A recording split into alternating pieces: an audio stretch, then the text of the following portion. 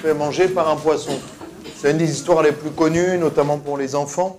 Et on va relire, on va survoler en tout cas les 3 premiers chapitres du livre de Jonas. On le lit ensemble. Qui a la parole de Dieu physiquement?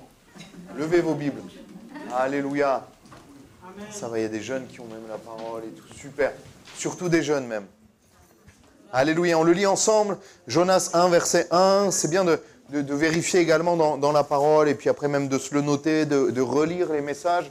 Vous savez que les prédications sont maintenant sur YouTube en rediffusion et vous pouvez rechercher encore des pépites dans la parole de Dieu calmement chez vous pendant la semaine. On lit Jonas chapitre 1, verset 1. La parole de l'Éternel fut adressée à Jonas, fils d'Amittai, en ces mots. Lève-toi, va à Ninive, la grande ville, et crie contre elle, car sa méchanceté est montée jusqu'à moi.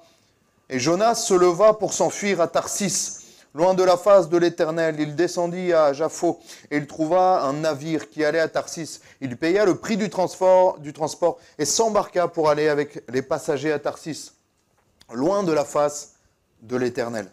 Mais l'Éternel fit souffler sur la mer un vent impétueux, et il s'éleva sur la mer une grande tempête. Le navire menaça de faire naufrage, les mariniers eurent peur, et ils implorèrent chacun leur Dieu, et ils jetèrent dans la mer des objets qui étaient sur le navire, afin de le rendre plus léger. Jonas descendit au fond du navire, se coucha, et s'endormit profondément.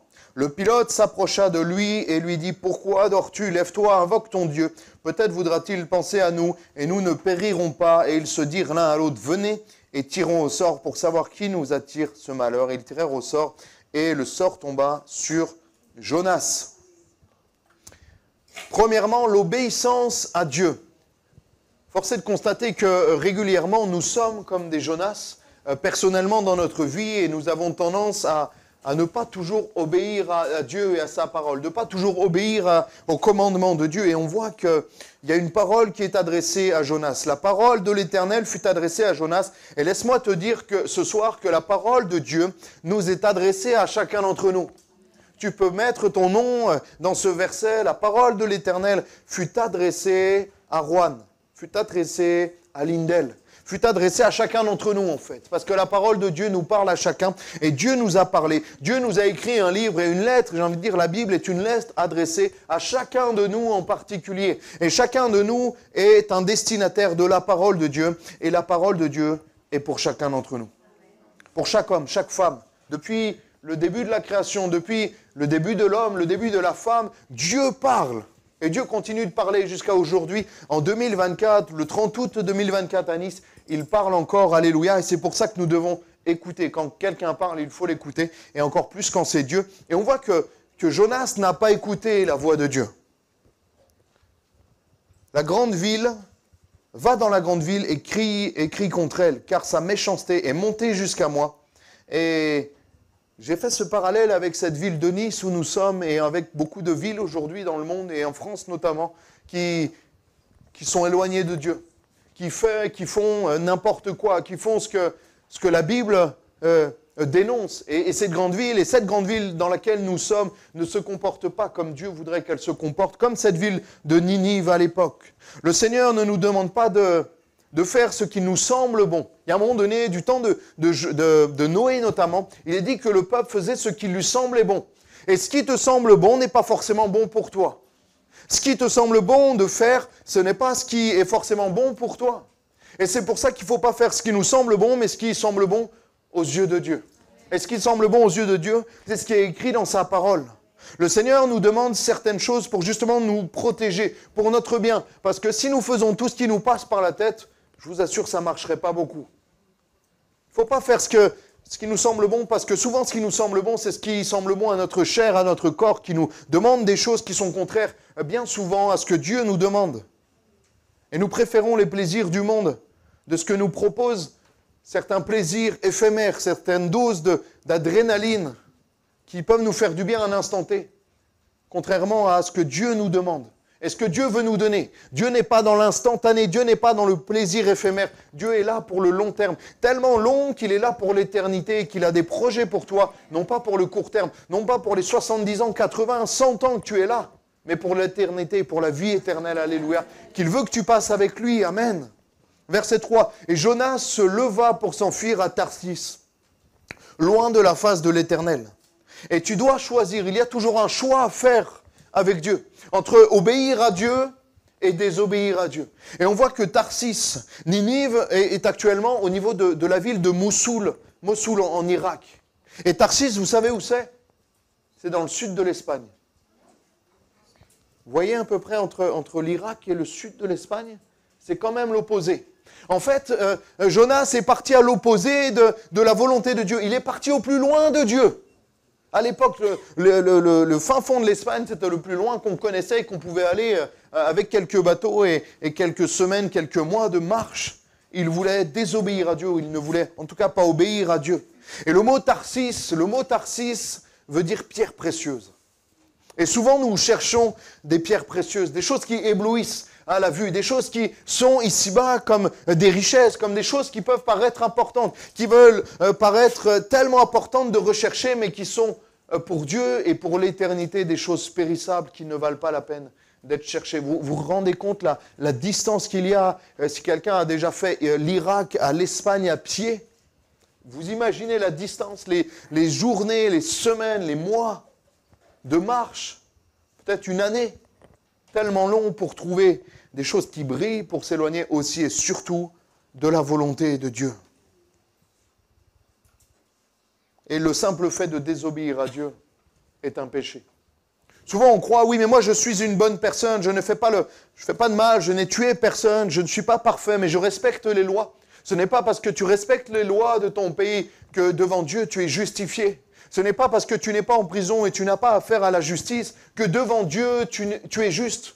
Moi, pendant longtemps, je respectais les lois du pays, je n'avais pas affaire à la justice. Mais devant Dieu, j'étais un pécheur et j'étais condamné parce que le mal était en moi, parce que le mal est né avec moi, j'ai envie de dire. Et Dieu nous a gratuitement justifiés. Mais des fois, pour s'enlever une culpabilité qui pourrait être là à cause du péché, on fait comme Jonas. On descend au fond du navire, on se couche et on s'endort profondément. Pour ne pas penser aux choses de Dieu, pour partir loin de la face de Dieu, pour peut-être partir loin de ce que Dieu vient de nous dire, de partir loin de ce que Dieu vient de nous révéler dans notre cœur, quand Dieu met quelque chose, quand Dieu pointe quelque chose dans notre cœur qui ne va pas dans notre vie, qu'il faudrait changer, et qu'on change peut-être d'église, qu'on change de pasteur, qu'on change même de manière de faire. J'ai entendu des gens qui m'ont dit « Je ne viens plus à l'église le dimanche matin, j'ai peur que Dieu me parle ». Si tu as peur que Dieu te parle, c'est qu'il y a un problème dans ton cœur. Peut-être que ça pique. Des fois, ça pique. Quand Dieu parle, moi, des fois, Dieu m'a parlé, ça a vraiment piqué. Mais c'était pour mon bien. Parce que Dieu devait remettre de l'ordre. J'ai envie de dire, mieux vaut que Dieu te parle un peu de manière musclée, que tu parles à l'opposé à Tarsis, que tu descendes dans un bateau et que tu t'endormes profondément. Ce n'est pas le même sommeil que le Seigneur Jésus avait dans la barque. Lui, il était en paix, malgré la tempête. Alors que Jonas était dans le déni, et il y a des personnes qui se créent une forme de déni, qui sombrent dans le déni pour ne pas regarder à leur situation spirituelle, qui sont comme dans la défiance par rapport à Dieu parce qu'ils savent. J'ai des personnes qui ont l'assurance que Jésus-Christ est le Fils de Dieu, mais qu'ils ne veulent pas suivre Jésus parce qu'ils savent ce qu'ils doivent lâcher. Ils ne sont pas prêts à lâcher certaines choses. Ils ne sont pas prêts à obéir à Dieu comme Dieu leur demande. Ils ne sont pas prêts à mettre les commandements de Dieu dans leur vie parce qu'ils savent ce que ça peut leur coûter. Mais ne pas obéir à Dieu coûte beaucoup plus cher que d'obéir à Dieu. C'est une réalité. Jonas descendit au fond du navire, se coucha et s'endormit profondément. Alors que la tempête est là, que tout part dans tous les sens, lui, il descend pour dormir. Le déni le plus complet de sa vie, la politique de l'autruche. Vous vous souvenez, Danny Boone, il avait fait un sketch, « Je vais bien, tout va bien ». Le fait de dire « je vais bien, tout va bien » ne suffit pas à régler tes problèmes, ne suffit pas à régler ta situation. Celui qui règle les situations, c'est le Seigneur Jésus. Et pour ça, il faut sortir la tête du sol, et pour ça, il faut oser aller, j'ai envie de dire, à nu devant le Seigneur. Oser se livrer et s'abandonner complètement devant Dieu. Et Ésaïe 5, verset 21 nous dit « Malheur à ceux qui sont sages à leurs yeux et qui se croient intelligents. Moi, je me croyais intelligent. Moi, je me croyais personnellement sage à mes propres yeux. Ce que je faisais, c'était toujours bien. Et le Seigneur est venu me montrer que ce que je faisais n'était pas bien. Parce que ce que je faisais était contraire à sa parole. La désobéissance à Dieu est un péché, les amis, les frères et sœurs. La désobéissance à Dieu est un péché.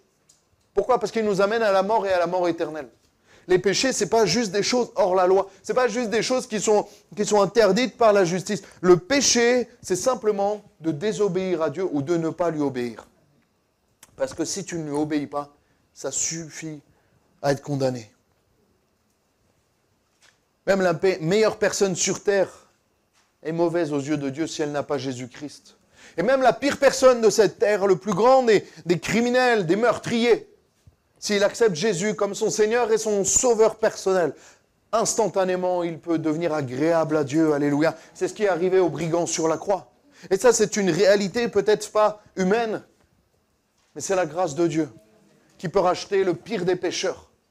J'ai suivi des personnes qui étaient vraiment dans le péché, dans des péchés, les amis, des péchés qu'on pourrait considérer l'un des pires péchés. Il avait pris pour 20, 30 ans de prison. Et il y a des gens qui m'ont dit, mais comment tu arrives à suivre un tel homme, à avoir un entretien avec un homme pareil? Si c'était que de moi, je n'aurais même pas perdu mon temps. J'aurais peut-être eu de l'énervement, de la violence même envers lui. Mais Dieu m'a donné de l'amour pour cet homme. Parce que Dieu est mort à la croix pour lui. Peut-être que c'est inconcevable pour les hommes, mais Dieu l'aime autant que moi. C'est terrible ce qu'il a fait.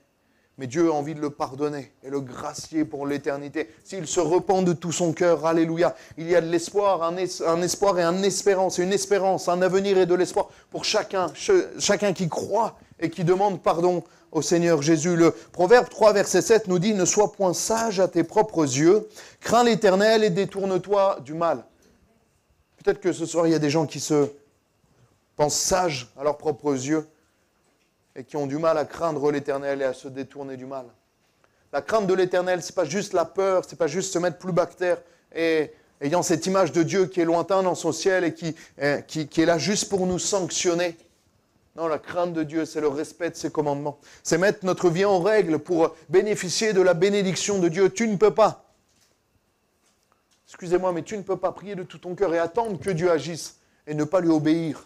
Ne pas avoir ta vie en règle, être toujours dans le péché et te complaire dans le péché, te rouler dans la bouche du péché volontairement et venir et demander des choses à Dieu. Non, mets ta vie en règle. Demande, prie pour que Dieu t'aide à mettre cette vie en règle et alors il agira d'une manière toute nouvelle. Alléluia. Venez et tirons au sort pour savoir qui nous attire ce malheur. Ils tirèrent au sort et le sort tomba sur Jonas. Tu peux penser fuir loin de la face de l'Éternel.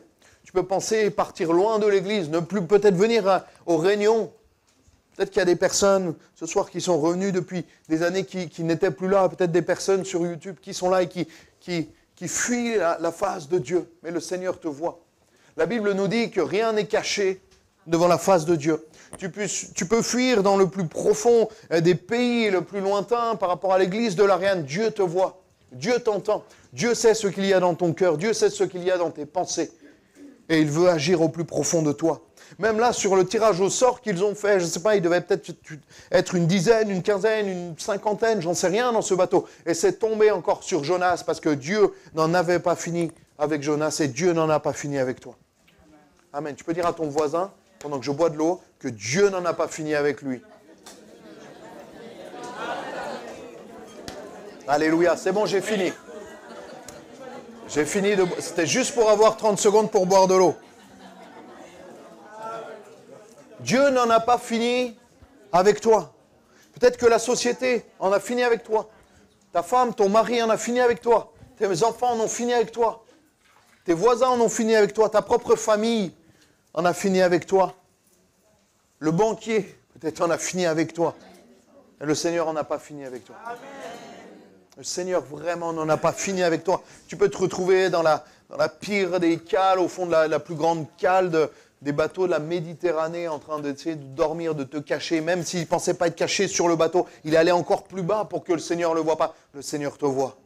Dans ta misère, il te voit. Il va le dire à Nathanaël, quand tu étais sous le figuier, je t'ai vu. Nathanaël ne l'a pas vu. Peut-être que tu ne vois pas Dieu, mais Dieu te voit. Réalise cela encore. Et le sort On appelle ça le sort. Mais c'est la volonté de Dieu qui va encore tomber sur Jonas. Dieu sera toujours là où tu es. Rien ni personne n'est caché devant Dieu. Alléluia. Dieu voit tout, il entend tout, il voit tout parce qu'il est partout. Alléluia. Il sait tout. Omniscient, omnipotent. Alléluia. Et omniprésent, on le sait. Deuxièmement, les épreuves sont souvent le résultat de la désobéissance à Dieu. La première chose que tu dois voir en tant que chrétien ou de personne qui s'approche du Seigneur, par rapport à ton épreuve, la seule question que tu dois te poser, c'est très important ça, c'est si cette épreuve elle est permise de Dieu pour t'aider, ou si tu t'es mis toute seule dans cette épreuve parce que tu as désobéi à Dieu. Pourquoi es-tu dans cette épreuve? Pose-toi cette question. Pourquoi est-ce que je passe par cette épreuve? Est-ce que c'est Dieu qui permet de me former comme Job, on l'a vu dimanche? Ou est-ce que je me suis mis toute seule dans cette épreuve, à cause de ma désobéissance, à cause de mon péché? Et ce n'est pas du tout la même chose. On va le voir justement avec Jonas. Ils vont le jeter par-dessus bord. Pour ceux qui ont leur Bible ouverte, on va avancer dans le texte. On va passer au 2e chapitre, on finira par le 3e chapitre et ils vont le jeter par-dessus bord parce qu'ils vont mourir à cause de Jonas en fait, parce que j'ai envie de dire la malédiction de Dieu est sur ce bateau parce que Jonas est là. La bénédiction de Dieu ne peut pas être là où il y a le péché. La bénédiction de Dieu ne peut pas être là où il y a la désobéissance. La bénédiction de Dieu ne peut pas être là quand on fait l'inverse de ce qu'il nous demande. Et tu peux prier de tout ton cœur tant que tu es dans la désobéissance, tant que tu es dans le péché. Prie pour ta repentance avant de prier pour que Dieu te bénisse. C'est au travers de la repentance. On va le voir juste après. Jonas 2, verset 1. Jonas, dans le ventre du poisson, pria l'Éternel. Alléluia. Et là, on va voir que le bateau, en fait, va être, j'ai envie de dire, maudit. En tout cas, pas sur la bénédiction de Dieu, parce que Jonas est là. Et vous savez qu'un chrétien, vous savez que quelqu'un qui suit le Seigneur de tout son cœur peut amener la bénédiction là où il est. On l'a vu avec notamment Joseph, quand il est dans la famille, dans la maison de Potiphar, il va amener la bénédiction parce que sa simple présence amène la bénédiction. Et là, la simple présence de Jonas amenait la désobéissance de Dieu et la colère de Dieu. Et moi, je crois que par ta présence dans ta famille, tu peux amener la bénédiction. Par ta présence, tu peux amener la bénédiction dans ton travail. Par ta présence, tu peux amener la bénédiction là où tu te trouves, dans ton quartier, dans ta ville, comme l'église de l'Ariane a amené la bénédiction, je le crois, dans ce quartier de l'Ariane, depuis 20, 30 ans, alléluia. Moi, je crois que l'Ariane n'est plus ce qu'elle est depuis 20 ans, parce qu'il y a une église qui prie tous les mercredis. Je le crois, vous pouvez me dire tout ce que vous voulez, ils ont mis des CRS, ils ont fait ça, ils ont mis des lampadaires. Moi, je crois que la première source de bénédiction dans ce quartier de l'Ariane, c'est le 2 avenue des Églantines. Ce n'est pas de l'orgueil, ce n'est pas moi, je suis là que depuis 1 an, mais c'est la présence de Dieu, alléluia, qui fait ça. Une église qui prie, ça rayonne, ça inonde sur tout un quartier, je le crois, alléluia. Amen.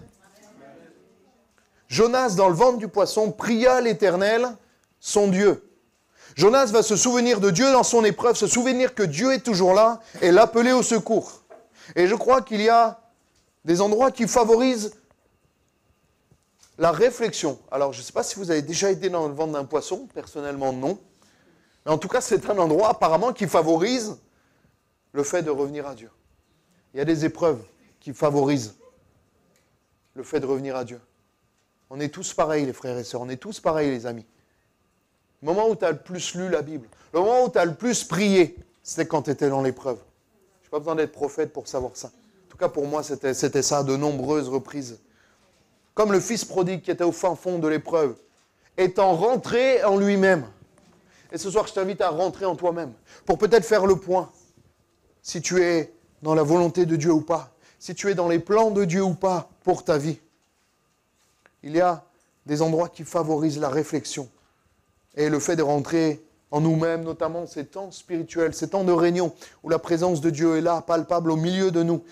Jonas 2, verset 2, il dit « Dans ma détresse, alléluia, j'ai invoqué l'Éternel et il m'a exaucé. Du sein du séjour des morts, j'ai crié et tu as entendu ma voix. Alléluia. » Je ne sais pas s'il est en train de prier de manière prophétique, de manière inspirée, parce qu'il va sortir du poisson, ou c'est parce que Dieu l'a gardé en sortant du bateau et en amenant un poisson. Je pense que c'est peut-être un peu des deux, mais il réalise que dans sa détresse, il a invoqué l'Éternel et l'Éternel l'a exaucé. Parce que moi, je crois que Jonas, quand ils ont commencé, ils ont fait à la 1, à la 2, à la 3 au-dessus du bateau, il a commencé à implorer Dieu. Moi, je le crois. On l'aurait tous fait, hein? Alors que juste avant, il était en train de dormir dans la cale. Là, il a intercédé. Dans ma détresse, j'ai invoqué l'Éternel. Il m'a exaucé. Dans la détresse, tu peux invoquer l'Éternel. Et il t'exaucera. Alléluia. Quand un malheureux crie, la Bible nous dit, l'Éternel l'entend et le délivre. Amen. On continue. Chapitre 2, verset 3. Toujours, tu m'as jeté dans l'abîme, dans le cœur de la mer. Et les courants d'eau m'ont environné. Toutes les vagues et tous les flots ont passé sur moi. Je disais, je suis chassé loin de ton regard. Peut-être qu'il ne l'a pas mangé instantanément, le poisson. Peut-être que quelques heures, il essayait de surnager, de rester à la surface de l'eau. Mais je verrai encore ton saint temple. Les eaux m'ont couvert jusqu'à m'ôter la vie. L'abîme m'a enveloppé. Les roseaux m'ont entouré ma tête. Je suis descendu jusqu'aux racines des montagnes. Les barres de la terre m'enfermaient pour toujours. Mais tu m'as fait remonter, vivant de la fosse éternelle, mon Dieu, alléluia. J'ai rencontré des personnes qui ont des témoignages tellement forts, qui étaient au fin fond des abîmes, dans les fosses les plus sombres de leur vie, dans le pire des péchés, dans la solitude, dans l'angoisse, dans les ténèbres. Et le Seigneur les a sortis de là. Le Seigneur leur a tendu une main secourable, alléluia, et les a sortis de cette épreuve. Et le Seigneur peut te sortir de cette épreuve ce soir, alléluia. Mais il faut faire attention de ne pas endurcir notre cœur. Le Seigneur te dit, et il l'a dit notamment à Pharaon qui endurcissait son cœur. Plus tu t'éloignes de Dieu en sachant les choses, plus tu endurcis ton cœur.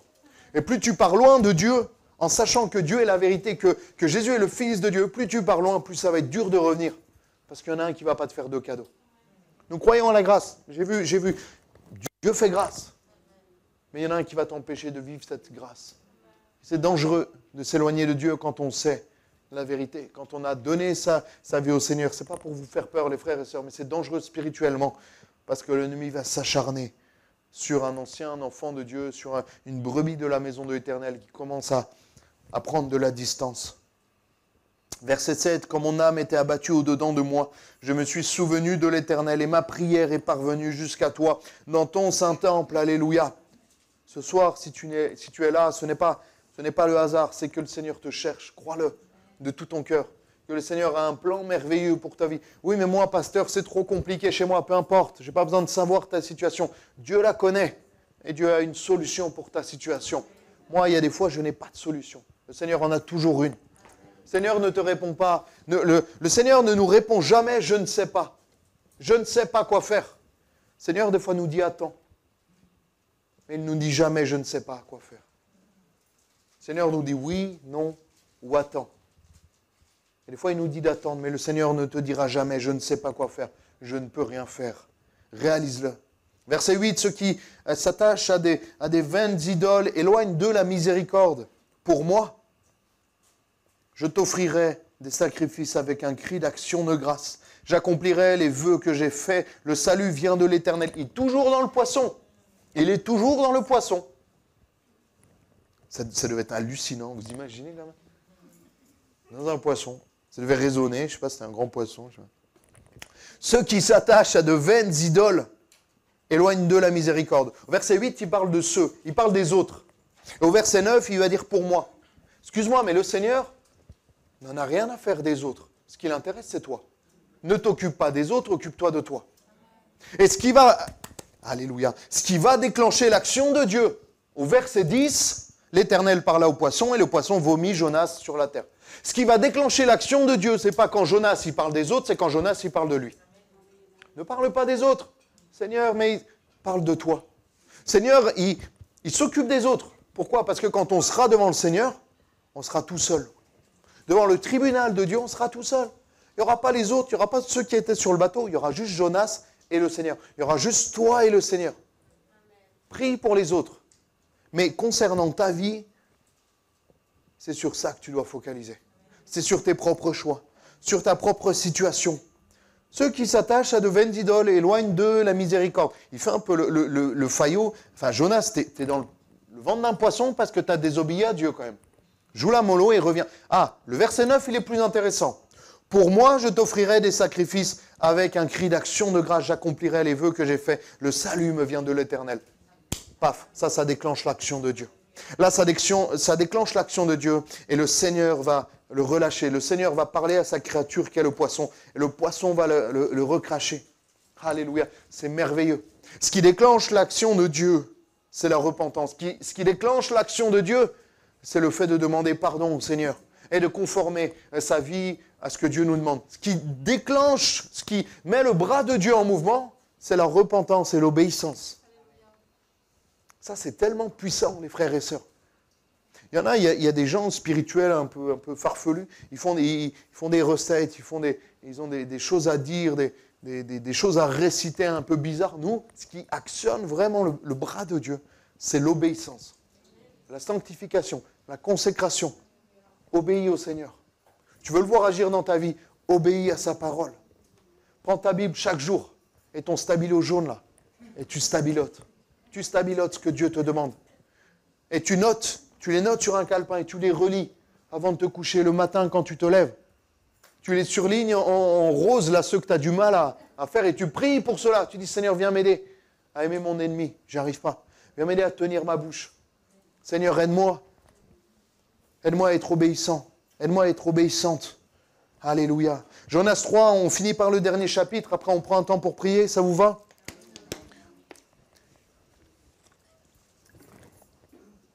Jonas 3, verset 1. La parole de l'Éternel fut adressée à Jonas une seconde fois en ces mots. Lève-toi, va à Ninive, la grande ville, et proclame-y la publication que je t'ordonne. Moi, je crois au Dieu de la seconde chance. Je crois au Dieu de la grâce. Même si plus on refuse le Seigneur, plus notre cœur est endurci. Je crois tout de même au Dieu de la deuxième chance. Alléluia. Le monde ne nous donne pas de deuxième chance. C'est vrai, hein? Au travail, faute grave, paf, c'est fini. Des fois, il y a des divorces à cause de fautes plus ou moins graves. Des amitiés, des familles déchirées pour un événement. Mais Dieu est le Dieu de la seconde chance. Moi, je n'aurais pas donné une deuxième chance à Jonas. Franchement, j'aurais pris quelqu'un d'autre. Mais bon, ça tombe bien, je ne suis pas Dieu. Donc on continue ce texte. Lève-toi, va à Ninive, la grande ville, et proclame-y la publication que je t'ordonne. Dieu lui donne une deuxième chance. Dieu nous redonne une chance nouvelle et le relève dans sa mission. Dieu va le restituer, comme le fils prodigue, comme Joseph, comme David, comme tellement d'hommes de Dieu. Proclame-y la publication, la proclamation, alléluia, de la parole de Dieu, comme ce soir, libère les vies. C'est pas juste un spectacle, c'est pas juste de l'art oratoire, c'est pas juste de réciter des choses que j'ai préparées, c'est pas juste ça, c'est pas juste la lecture. Vous savez, il y a une époque, il y a 50 ans, 100 ans, dans les villages, il y avait des lecteurs, ils lisaient le journal, ils venaient, les gens ils s'asseyaient autour dans la salle du village et ils lisaient. C'est pas juste ça. Nous, les versets qu'on lit, la parole de Dieu qu'on proclame, elle a un impact sur ta vie. Même si tu es fatigué, même si tu dors à moitié, même si tu es arrivé dans la voiture, tu fermes, tu sais à peine de quoi j'ai prêché, ça a un impact sur ta vie. Tu te souviens juste du gros poisson. Mais ton âme, elle se souvient d'autre chose. Elle se souvient qu'elle a été vivifiée par la parole de Dieu. Elle se souvient qu'elle a été rafraîchie, ton cœur, ton âme, ton entendement, ton esprit, alléluia, ton corps même, physiquement est renouvelé par l'écoute de la parole de Dieu. Est-ce que tu crois à cela? La Bible nous le dit. La parole de Dieu est comme une source qui jaillit, alléluia. C'est tellement fort, je l'ai fort sur mon cœur. Comme une source qui jaillit jusque dans la vie éternelle. Ça fait tellement du bien, ça vivifie corps, âme et esprit, alléluia. Ça te fait du bien. Quand on lit le livre de Jonas, ça purifie ton âme, ça t'aide à t'approcher de Dieu. Quand on lit les Nombres, les Deutéronomes, tous les livres de la parole de Dieu, que tu as peut-être du mal à lire, ça fait du bien à ton âme. Ça fait du bien à ton âme, alléluia. Je ne sais plus où j'en suis, vous m'amenez dans des chemins escarpés à chaque fois. Verset 3, « Et Jonas se leva et alla à Ninive. » Là, il a dit, « Je vais obéir. » Selon la parole de l'Éternel. Or, Ninive était une grande ville de 3 jours de marche. Et Jonas fit d'abord dans la ville une journée de marche. Il cria et disait, « Encore 40 jours, et Ninive est détruite. » C'est particulier ce qu'il disait. Mais il disait ce que Dieu lui avait demandé de faire en fait. Verset 5, les gens de Ninive crurent à Dieu. Alléluia. Quand tu obéis à la parole de Dieu, même si ça te paraît bizarre, Jonas va leur dire que 40 jours et Ninive est détruite. Le frère, il est allé là comme ça, il a dit, 40 jours et l'Ariane est détruite. Si ça ne vient pas de Dieu, ne le fais pas, parce que tu ne vas pas sortir vivant. Mais là, on voit que ça vient de Dieu. Et les gens de Ninive crurent à Dieu, alléluia, et on voit l'approbation de Dieu. Ils publièrent un jeûne et se revêtirent de sacs, depuis les plus grands jusqu'aux plus petits. Ça veut dire qu'ils s'humiliaient devant Dieu. C'était le symbole de s'humilier devant Dieu. Verset 6, la chose parvint au roi de Ninive. Allez, ouais, ça allait tellement vite, on a l'impression que c'est le premier jour, ça. Il se leva de son trône, ôta son manteau, se couvrit d'un sac et s'assit sur la cendre. Ça symbolise le fait de s'humilier devant Dieu, de demander pardon. Ça symbolise la repentance. Des fois, d'autres, même dans du temps d'Esther, ils ont arraché leurs vêtements. Ils s'humiliaient devant Dieu. Il a même fait jeûner que les hommes et les bêtes soient couverts de ça, qu'ils crient à Dieu avec force, qu'ils reviennent dans toute leur mauvaise voie. Ils ont même fait jeûner les animaux. Et Ninivites, c'est devenu les plus chauds du peuple de Dieu, alors que c'était des ennemis, vraiment. C'était des ennemis du peuple de Dieu. Un homme qui a obéi a changé toute une ville, tout un peuple. Des pires, c'est devenu les meilleurs. Dieu peut t'utiliser dans ta famille. Tu peux être dans la pire famille. Tu peux avoir le pire des noms de famille. Le nom de famille le plus connu du quartier, mais pas bien connu. Hein. Le nom de famille le plus connu au commissariat de police. La pire ville, Ninive. Dieu avait prévu de la détruire tellement elle était mauvaise. Et Jonas a obéi. Jonas a obéi. Et il a ramené la puissance de l'évangile dans cette ville. Et des pires, c'est devenu les meilleurs. Alléluia. C'est devenu les plus chauds de l'évangile. Alléluia. C'est devenu les plus zélés, les plus consacrés, les plus sanctifiés. Il y a, dans aucun autre texte, il faudra me le montrer, si vous en avez un autre, il y a un peuple qui a fait jeûner les animaux. Vous vous rendez compte ? Tellement ils sont allés loin, parce qu'ils voulaient tellement plaire à Dieu. Ils étaient tellement loin. Souvent, les personnes qui sont le plus loin dans le péché, quand ils viennent au Seigneur, ils sont les plus consacrés. Vous avez déjà remarqué ça ? Moi, souvent, les plus de l'évangile extrême, je dis, mais calme-toi, pourquoi tu es extrême comme ça ? Mais cette personne, elle a besoin de ça pour tenir. Parce qu'elle était dans le péché jusqu'au cou. Elle était dans Ninive. Elle faisait n'importe quoi. Et là, pour rester tellement éloignée de l'ancienne Ninive, elle a besoin de faire jeûner son chat et son chien pour rester focus. Alléluia. C'est une image, hein, c'est une image, les frères et sœurs. Commencez pas, parce qu'il va mourir sinon. Alléluia. Verset 10. Vous êtes toujours là ? Dieu vit qu'ils agissaient ainsi et qu'ils revenaient de leur mauvaise voie. Alors Dieu se repentit du mal qu'il avait résolu de leur faire et il ne le fit pas. Alléluia. Il n'y a jamais rien qui est fini avec le Seigneur. Il n'y a jamais rien qui est mort avec le Seigneur. Il n'y a pas une situation où Dieu est arrivé, il a dit, ah là, je ne peux pas. Autant le ciel et la terre, je l'ai fait, je me suis un peu investi, j'étais un peu fatigué, mais là, je ne peux pas. Ta situation, je ne peux pas. Tu es trop loin. Franchement, ce que tu as fait, c'est trop grave. Je ne peux pas agir. Dieu ne te dira jamais ça. Dieu n'est jamais limité. Dieu n'est jamais dépassé par la situation. Dieu vit. Mais Dieu attendait que le peuple de Ninive demande pardon, se repente et vienne au pied du Seigneur. Dieu vit qu'ils agissaient ainsi, qu'ils revenaient de leur mauvaise voie. Alors Dieu se repentit du mal qu'il avait résolu de leur faire et il ne le fit pas. Alléluia. On va prier, on va demander au Seigneur sa grâce quelques instants. On va prier.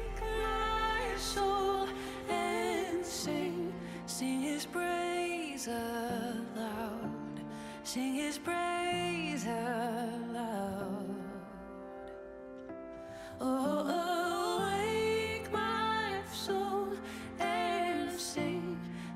praise aloud.